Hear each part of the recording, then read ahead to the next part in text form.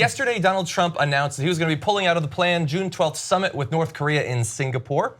And he released a letter that was, I would say by Donald Trump standards, quite reasonable. It only had one reference to our horrific nuclear arsenal and a bit of an implied threat there. But other than that, he called him his excellency and all of that. And so we've been wondering, how is North Korea going to respond? Well, they have actually released a statement of their own. We're going to read some sections of this from you. This is coming out of the Vice Minister of Foreign Affairs in North Korea, who said, we have inwardly highly appreciated President Trump for having made the bold decision, which any other US president dared not, and made effort for such a crucial event at the summit. We would like to make known to the US side once again that we have the intent to sit with the US side to solve problem regardless of ways at any time.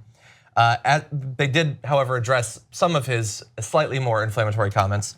As for the, quote, tremendous anger and open hostility referred to by President Trump, it is just a reaction to the unbridled remarks made by the US side, which has long pressed the DPRK unilaterally to scrap nuclear program ahead of the summit.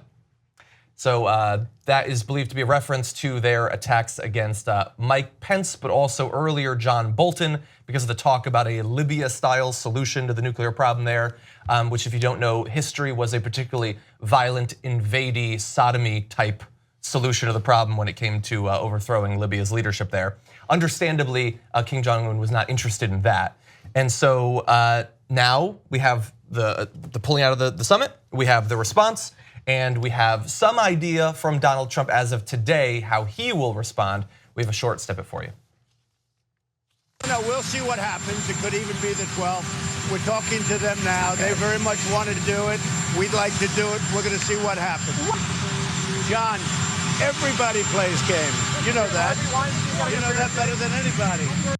So I think we all understood that every phase of this was a negotiating tactic, but I love sending the letter and then calling what you did a game a day later. But anyway, we might still have a June 12th summit. We never know.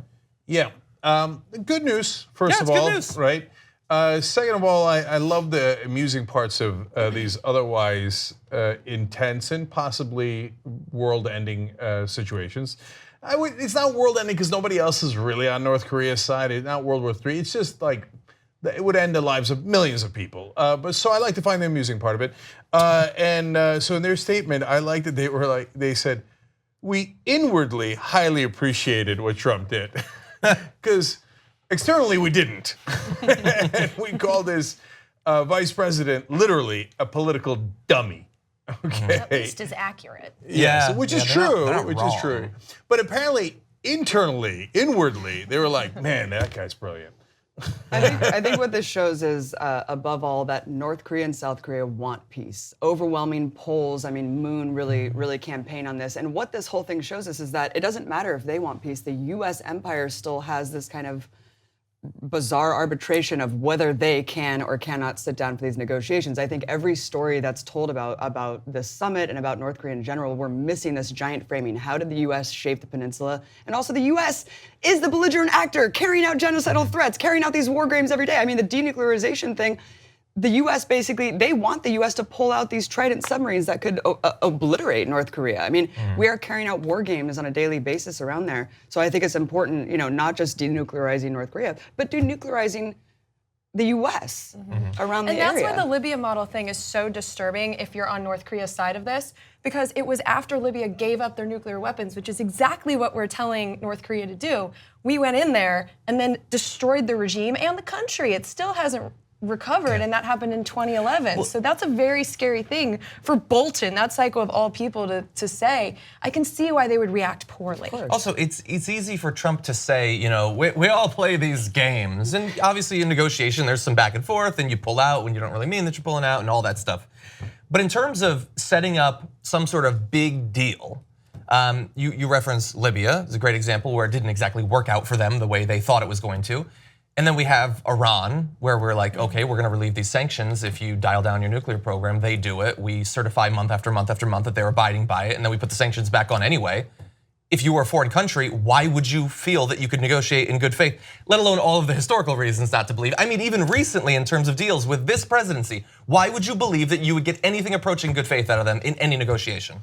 And to be fair, we're in a Korean standoff, if you will, because the North Koreans also don't negotiate in good faith, and they also violate all of their treaties. And if you're talking about denuclearization of the area and the peninsula, I'm totally in. So they get rid of their nukes, we withdraw our submarines, wonderful, perfect. I'll do that deal right now. Now, of course, we are not going to denuclearize overall for North Korea. That's just, whether you think that's a good idea or a bad idea, never, ever, not even within a billion years would that ever happen. Bold move. Right. So if the North Koreans have some inkling that we're going to head in that direction or that they're going to get to keep their nukes, none of this, the yelling at each other or being nice to each other, is going to work out. So if the idea is, though, get nukes out of that region, it could totally work out, and I hope that it does, and I'm encouraged by that. The thing I'm more encouraged by is, so far it looks like today, on day whatever we're on, the palace coup has receded a little bit, because what John Bolton and Mike Pence did was in direct violation of Donald Trump's wishes. They went out there and tried to start a war. There's no other reason to mention the Libyan model unless you're trying to antagonize, not saying, hey, if you don't do a deal, we'll hit you. We say that all the time. Obama said that, everybody says that, right? No, the Libyan model means if you do the deal, we're gonna kill you anyway. So that's the reason why Bolton and Pence said that. Of course, and they think, well, I can say it in public and the North Koreans will understand, but our leader is so stupid, he won't understand that we're actually doing a coup of his policy right on national television. So I don't think that Trump got read into it, but at least right now he's saying, no, we're back on, we're back to being friendly. So for now, Bolton and Pence have not succeeded in driving us to war, so that's great news. And on the gamesmanship, I'll also be kind, fair, whatever you want to say to Trump, right? Look, yes, he violates his word all the time. He did it in business and he bragged about it. He's doing it in office and bragging about it. So the deals he signs are not really worth the paper they're on, historically, right? Having said that, I think the big insults, even though they're childish, but the over-the-top threats and the fact that he might actually be insane, for the moment being, has helped the process a little bit in just this scenario, right? Because the North Koreans saying, we inwardly highly appreciate the president, they don't say that unless they're a little scared. So give the devil his due. Yeah, I mean, what did we think was going to happen with John Bolton coming on board? I mean, this is a guy who wrote an op-ed, I think, for either the New York Times or the Washington Post, saying we need to preemptively attack North Korea first. I mean, that is insane. So yeah, Trump is a con artist. He talks out of both sides of his mouth. But like you said, I mean, there's people actively working for war with North Korea, and they're not going to let up easily. Plus, the defense contractor's stock just plummeted after this peace deal was even declared. So there's a lot of pressures but Trump could have came out and reasserted that he wanted this. So he's, he got taken over. I don't know why they would start to panic over this. We've got Iran coming up. Yeah. I mean, you're gonna make a lot of money there.